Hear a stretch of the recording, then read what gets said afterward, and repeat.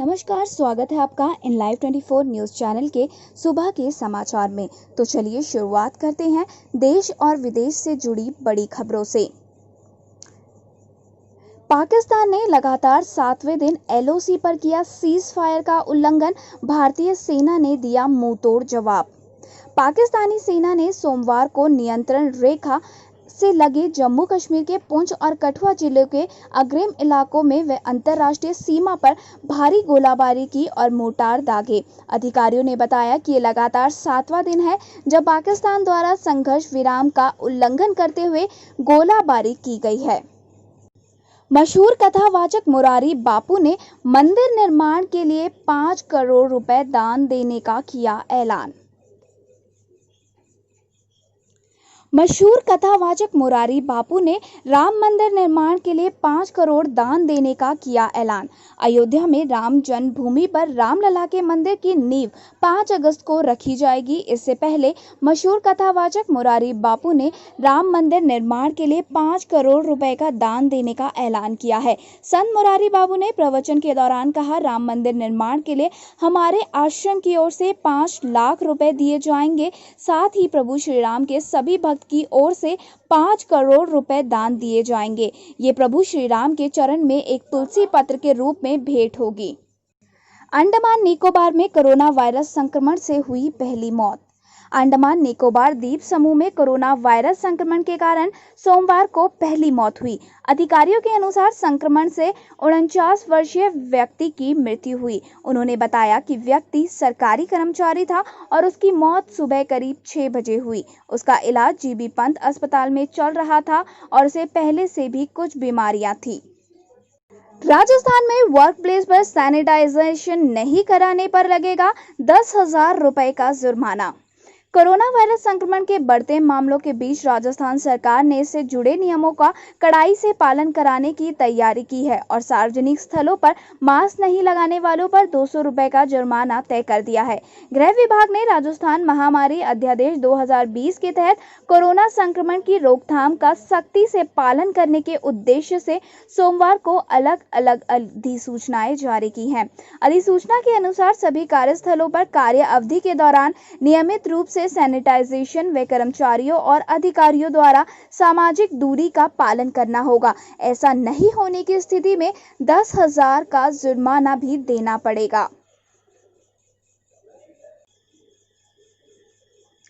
सुशांत सिंह राजपूत मामले में करण जौहर से पूछताछ करेगी मुंबई पुलिस। सुशांत सिंह राजपूत मौत के मामले में मुंबई पुलिस बॉलीवुड के निर्माता निर्देशक करण जौहर से पूछताछ करेगी। करण जौहर से पूछताछ इस हफ्ते के अंत तक की जा सकती है। मंगलवार को धर्मा प्रोडक्शन के सीईओ अपूर्व मेहता से पूछताछ होनी है।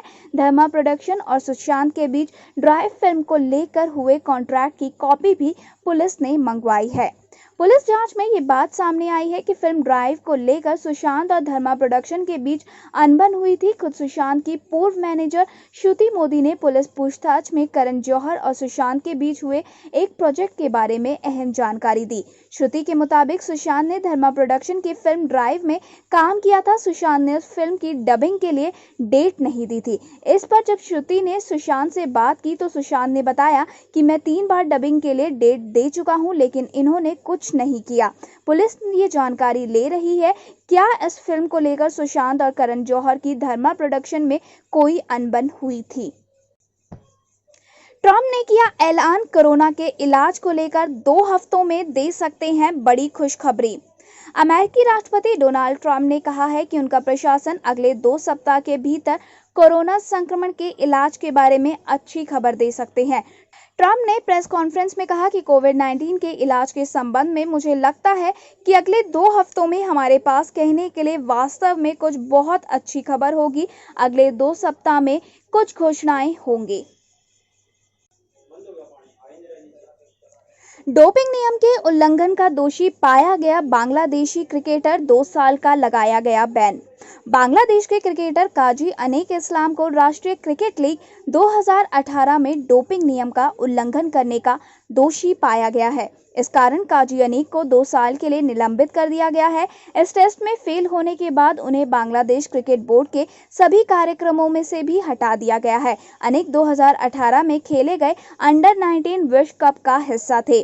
अनीक को मेथाम्फेटामिन के सेवन का दोषी पाया गया है। ये पदार्थ आईसीसी द्वारा 2018 में निकाली गई प्रतिबंधित पदार्थ की सूची में है। फरवरी 2019 में अनीक ने इस बात को कबूल किया था और साथ ही बीसीबी के डोपिंग रोधी इकाई द्वारा किए गए अस्थायी निलंबन को स्वीकार कर लिया था। इंडिगो का बड़ा ऐलान, सीनियर एम्प्लॉयज की सैलरी में करेगी 35% तक कटौती। कोविड-19 संकट के बीच इंडिगो ने अपने सीनियर एम्प्लॉयज की सैलरी में अब 35% तक कटौती करने की घोषणा की है।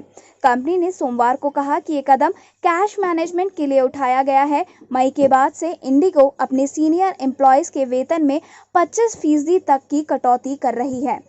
कंपनी ने 20 जुलाई को घोषणा की कि वो इस कटौती को थोड़ा और बढ़ाने जा रही है। महामारी की वजह से कंपनी के सामने खड़े हुए आर्थिक संकट से निपटने के लिए वो अपने कर्मचारियों के वेतन में 10% की कटौती और करेगी। देश में अब चीनी मोबाइल कंपनियों की बाजारी हिस्सेदारी 9% तक घटी। भारत का डिजिटल अटैक हो रहा है सफल। भारत का चीनी कंपनियों पर डिजिटल अटैक सफल होने लगा है। चीनी कंपनियां भारत के चक्रव्यूह में फंसने लगी है। भारत की डिजिटल स्ट्राइक का सबसे बड़ा असर चीन की मोबाइल कंपनियों पर पड़ा है। ओप्पो, वीवो और रियलमी जैसे चीनी ब्रांड भारतीय ग्राहकों की नाराजगी का जमकर खामियाजा उठा रहे हैं। अप्रैल-जून 2020 की तिमाही के दौरान चीनी मोबाइल फोन बनाने वाली कंपनियों की बाजार हिस्सेदारी में जबरदस्त गिरावट दर्ज की गई है। चीनी मोबाइल कंपनियों की बाजार हिस्सेदारी अप्रैल से जून 2020 के दौरान 9% तक कम हो चुकी है। इसके अलावा दूसरी बड़ी चोट अब चीनी टेलीकॉम उपकरण बनाने वाली कंपनियों पर भी पहुंचनी शुरू हो गई। हुआवे और ZTE को भारत में नया कारोबार तो मिल ही नहीं रहा, बल्कि पुराना कारोबार भी सिमटने सा लगा है।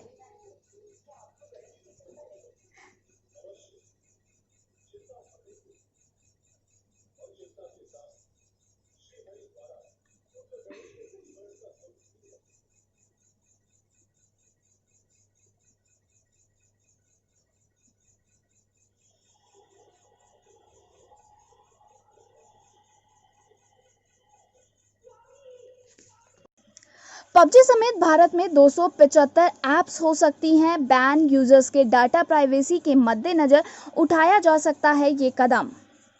भारत चीन तनाव के बीच केंद्र सरकार ने चीन पर डिजिटल स्ट्राइक करते हुए हाल ही में 59 ऐप्स को बैन किया था। मीडिया रिपोर्ट्स के मुताबिक इन ऐप्स के बाद अब सरकार 47 और चीनी ऐप्स को बैन करने का फैसला ले रही है। भारत में यूजर्स डाटा प्राइवेसी को देखते हुए सरकार ने ये बड़ा कदम उठाया है। रिपोर्ट के मुताबिक भारत में बैन किए गए इन 59 और 47 ऐप्स के बाद 275 ऐसे और ऐप भी सरकार के रडार पर है। इस लिस्ट में सबसे ऊपर पबजी, Xiaomi और अलीबाबा जैसे नाम के अलावा ByteDance, YouLike, CapCut, FaceU, MeITU, LBE tech, Perfect Corp, Sina Corp, Youzu Global और नेटसी गेम्स समेत कई और चीनी कंपनियों के ऐप्स इसमें शामिल हैं। मीडिया रिपोर्ट्स के मुताबिक इन सभी ऐप्स को सरकार द्वारा क्लोजली मॉनिटर किया जा रहा है। माना जा रहा है कि इन 275 ऐप्स के जरिए भी भारतीय यूजर्स के डाटा लीक होने की संभावना है। भारत की साइबर सिक्योरिटी की रक्षा के लिए सरकार लगातार इन ऐप्स पर नजर बनाए हुई है। पबजी गेम के बारे में अगर बात करें तो ये एक साउथ कोरियाई ऑनलाइन वीडियो गेम है और इस गेम को ब्लू व्हेल की सहायक कंपनी बैटलग्राउंड ने बनाया है। चीन के सबसे बड़े वीडियो गेम पब्लिशर टीसेंट में ये बड़ी हिस्सेदारी रखता है। यूजर्स इस गेम के इतने ज़्यादा एडिक्ट हो चुके हैं कि कई बार इस गेम के चक्कर में लोगों को अपनी जान से हाथ धोना भी पड़ा है। माता पिता और अभिभावकों ने सरकार से इस गेम पर बैन लगाने की कई बार मांगे उठाई हैं। वहीं एक रिपोर्ट के मुताबिक 2020 की पहली तिमाही में पबजी मोबाइल को 7 करोड़ लोगों ने डाउनलोड किया है। वहीं मई में पबजी मोबाइल ने $226 मिलियन, लगभग 1.7 हजार करोड़ रुपए के रेवेन्यू के साथ दुनिया का सबसे महंगा सबसे ज्यादा मुनाफा कमाने वाली मोबाइल गेम बन चुका है। सरकार ने संसदीय समिति को बताया, कोरोना के चलते खतरे में पड़ी 10 करोड़ नौकरियां। जानलेवा कोरोना वायरस के चलते दुनिया भर में चल रहे लॉकडाउन और अन्य प्रतिबंधों ने भारत जैसे देशों की अर्थव्यवस्था के सामने एक बड़ी चुनौती खड़ी कर दी है। सबसे बड़ा सवाल लोगों के रोजगार से जुड़ा है। सोमवार को वाणिज्य मंत्रालय से जुड़ी संसदीय स्थायी समिति की बैठक में शामिल हुए सरकार के प्रतिनिधि ने कोरोना काल के दौरान देश में रोजगार की हालत पर एक प्रेजेंटेशन दिया। प्रेजेंटेशन में सरकारी अधिकारी ने बेहद चिंताजनक आंकड़ा दिया है। सूत्रों के मुताबिक उन्होंने अपने प्रेजेंटेशन में बताया कि कोरोना के चलते भारत में तकरीबन 10 करोड़ नौकरियों पर खतरा पैदा हो चुका है। हालांकि उन्होंने ये साफ नहीं किया कि ये आंकड़ा आखिर कब तक का है और इसमें कौन कौन से सेक्टर ज्यादा प्रभावित हो रहे हैं। समिति की बैठक का एजेंडा कोरोना के बाद के समय में निवेश के मामले में भारत के सामने चुनौतियों और अवसरों पर चर्चा करना था। बैठक में औद्योगिक और आंतरिक व्यापार संवर्धन विभाग के अधिकारियों ने समिति के सदस्यों को अर्थव्यवस्था पर पड़ रहे कोरोना के असर के बारे में बताया। प्रेजेंटेशन में बताया गया कि क्योंकि भारत कौशल और दक्ष श्रम शक्ति का एक बड़ा निर्यातक देश है, लिहाजा दुनिया भर में आर्थिक शिथिलता का असर भी यहाँ पड़ना तय है। देश के लोग बाहर जाकर काम करते हैं, लेकिन कोरोना में इसकी कड़ी टूट चुकी है। इसका नतीजा ये होगा कि भारत का प्रेक्षण के तौर पर भेजे जाने वाले पैसों में कमी आएगी। धन्यवाद। आगे की और खबरों के लिए बने रहिए हमारे साथ इन लाइव 24 न्यूज़ चैनल में। और अगर आपको हमारी ये खबर पसंद आई हो तो प्लीज़ लाइक और दोस्तों के साथ इसे ज़रूर शेयर करें। और जाने से पहले हमारे चैनल को सब्सक्राइब करना ना भूलें।